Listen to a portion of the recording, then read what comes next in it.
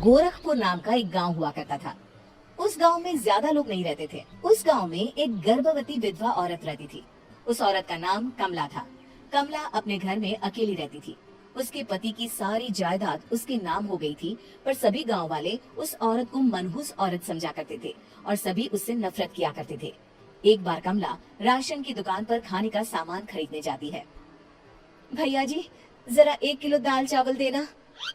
अरे हाय हाय हाय हाय हाय, अरे मनहूस औरत, मेरी दुकान में अपशुगन करवाने आ गई क्या? हैं? चल जा यहाँ से, मैं कुछ नहीं देने वाला तुझे। भाग भाग यहाँ से, चल जा निकल। भैया जी ऐसा मत कहिए, मैं गर्भवती हूँ, मुझे खाने की बहुत जरूरत है, मुझे खाना दे दीजिए। दुकानदार कमला को वहाँ से धक्के मारकर भगा देता है। तभी कमला रोते रोते उस गांव के किन्नरों के इलाके में आ जाती है। गांव वाले किन्नरों को उसी इलाके में रखा करते थे, क्योंकि वो लोग किन्नरों को पसंद नहीं करते थे और उनके इलाके में रहने से मना करते थे। तो किन्नरों ने उसी गांव में अपना एक इलाका बना लिया था।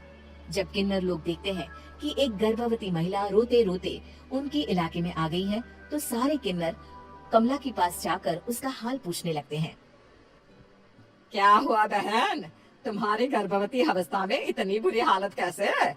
तुम रो क्यों रही हो? तुम डरो मत, हम तुम्हें कोई नुकसान नहीं पहुंचाएंगे। तुम शांत होकर सब बताओ कि हुआ क्या है। मैं कमला हूँ, मैं गांव के दूसरे इलाके से आई हूँ। 2 महीने पहले ही मेरे पति की मौत हुई है। मुझे गांव के लोग मनहूस मानते हैं, क्योंकि मैं विधवा हूँ और गर्भवती भी। वहाँ के लोग मुझे खाने के लिए कुछ बेचने के लिए भी तैयार नहीं, जिससे मेरा गुजारा नहीं हो रहा था। कोई बात नहीं कमला, हम तुम्हारा ख्याल रखेंगे। किन्नर लोग कमला को एक खाली घर में रहने के लिए जगह दे देते हैं और उसकी देखभाल भी करते हैं। कुछ ही महीने बाद कमला अपने बच्चे को जन्म देती है, पर अफसोस कमला बच्चे को जन्म देते ही अपनी जान गंवा देती है। जब सब किन्नर बच्चे को देखते हैं तो बहुत खुश हो जाते हैं, क्योंकि वो बच्चा भी किन्नर ही था। कमला ने एक किन्नर बच्चे को जन्म दिया था। अब इस बच्चे की देखभाल कौन करेगा? हम तो इस बच्चे को गांव के दूसरे इलाके में भी नहीं भेज सकते। और तो क्या हुआ, इस बच्चे की माँ नहीं रही तो हम इसे पालेंगे।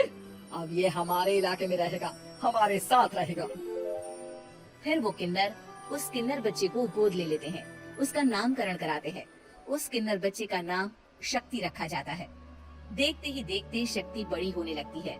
उसके रंग रूप बहुत सुंदर थे। वो बहुत सुंदर किन्नर दिखती है। एक दिन शक्ति एक किन्नर से पूछती है, माँ जी सुनिए ना, ये गांव के दूसरे इलाके में भी तो लोग रहते हैं, तो हम वहाँ क्यों नहीं जाते? हम उनसे अलग क्यों रहते हैं? शक्ति, क्योंकि वो लोग हमारे जैसे नहीं, वो लोग हमें पसंद नहीं करते, इसीलिए हम उनसे अलग रहते हैं। क्यों? वो हमें क्यों पसंद नहीं करते? मुझे एक बार उस इलाके में जाना है, मैं एक बार वहाँ जाकर घूम कर आऊँ।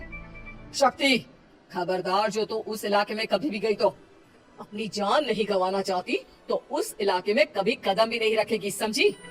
इतना कहकर वो किन्नर वहाँ से चली जाती है। शक्ति उस किन्नर की बात सुनकर बहुत रोती है। माँ जी ऐसा कैसे कह सकती हैं? उन्होंने इतनी सी बात के लिए मुझे इतना डांटा। अब तो मैं उस इलाके में जरूर जाऊंगी। फिर एक दिन शक्ति गांव के दूसरे इलाके में चुपके से जाती है।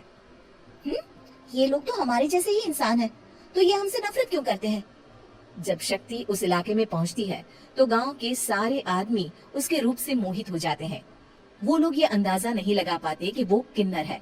शक्ति की सुंदरता देखकर सारे गांव वाले उसकी तारीफ करने लगते हैं। तभी गांव का चक्कर लगाने गांव के जमींदार का बेटा हर्ष वहां पहुंचता है। हर्ष भी दिखने में बहुत सुंदर होता है। जब हर्ष ने शक्ति को देखा तो वो भी उससे मोहित हो गया, और जब शक्ति की नजर हर्ष पर पड़ी तो वो हर्ष को देखकर मोहित हो गई। आपको पहले कभी इस गांव में देखा नहीं। इस गांव में आप नए हैं क्या? जी नहीं, वो मैं बस।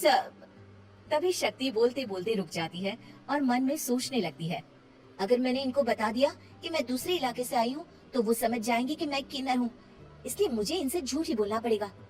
शक्ति हर्ष को कहती है, जी हाँ, मैं इस गांव में नई आई हूँ, यहाँ अकेली रहती हूँ। वैसे आप कौन है? आप भी इसी गांव में रहते हैं? जी हाँ, मैं इस गांव के जमींदार का बेटा हूँ। आपको किसी भी चीज की जरूरत पड़े तो आप मुझे बता देना, मुझे अच्छा लगेगा। ऐसे ही शक्ति और हर्ष एक दूसरे से रोज मिलने लगते। वो दोनों अपने प्यार का इजहार करने एक दूसरे से मिलने जाते हैं। तभी शक्ति का पीछा करते करते एक किन्नर वहां आ जाती है। शक्ति, शक्ति मैं तुमसे बहुत प्यार करता हूँ। मैं तुमसे शादी करना चाहता हूँ। क्या क्या तुम मुझसे शादी करोगी? हाँ हर्ष, मैं तुमसे शादी करूंगी, पर मैं तुमको अपने बारे में एक सच्चाई बताना चाहती हूँ जो मैंने तुमसे छुपा कर रखी है। तभी उनके बीच में ही वो किन्नर आ जाती है। शक्ति, तेरी हिम्मत कैसे हुई ऐसा करने की? वो किन्नर शक्ति को खींचकर गांव के जमींदार के पास ले जाती है। हर्ष भी वहां शक्ति को बचाने के लिए पहुंच जाता है।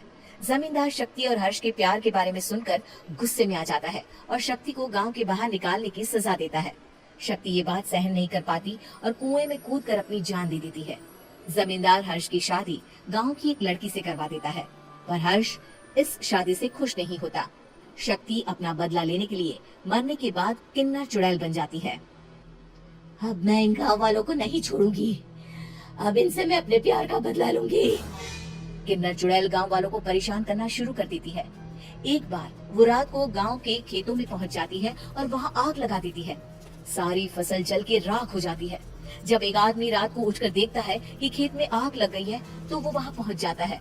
वो देखता है कि खेतों के बीचों बीच एक किन्नर चुड़ैल खड़ी है और वहां खड़े होकर ताली बजा रही है। गांव वाला किन्नर चुड़ैल को देखकर बेहोश हो जाता है। जब सुबह उस आदमी को होश आता है तो वो सीधा जमींदार के पास जाता है। अरे जमींदार साहब, अरे वो किन्नर चुड़ैल ने मेरी सारी फसल जला दी। अब मैं क्या करूंगा? क्या होगा मेरा? जमींदार चुड़ैल किन्नर का नाम सुनते ही सब कुछ समझ जाता है। अब वो बहुत डर जाता है। उसी रात को जब जमींदार डर के मारे अपने कमरे में सो नहीं पाता, तभी वहां अचानक से किन्नर चुड़ैल आ जाती है। किन्नर चुड़ैल जोर जोर से जमींदार के आगे खड़ी होकर हंसने लगती है और ताली बजाने लगती है। जमींदार उस डरावनी किन्नर चुड़ैल को देखकर बहुत डर जाता है। तूने मेरे साथ बहुत बुरा किया, अब मैं तुझे जान से मार दूंगी। नहीं नहीं नहीं नहीं नहीं, मुझे माफ कर दो, मुझे मत मारो। मैं कभी ऐसा दोबारा नहीं करूंगा। अब तुम जो बोलोगी वही मैं करूंगा। ठीक है, मैं चाहती हूँ कि किन्नर इलाका गांव के इलाके से जुड़े और गांव का कोई भी आदमी किन्नर समाज से द्वेष न करे, उससे नफरत न करे, नहीं तो मैं सारे गांव को मार दूंगी। और तुम गांव में एक नया कानून बनाओ कि अगर किसी ने भी किन्नर समाज को हानि पहुंचाने की कोशिश भी करी या इनसे भेदभाव करने की भी कोशिश करी, तो उनको कड़ी से कड़ी सजा मिलेगी। हाँ हाँ हाँ हाँ, मैं ऐसा ही करूंगा।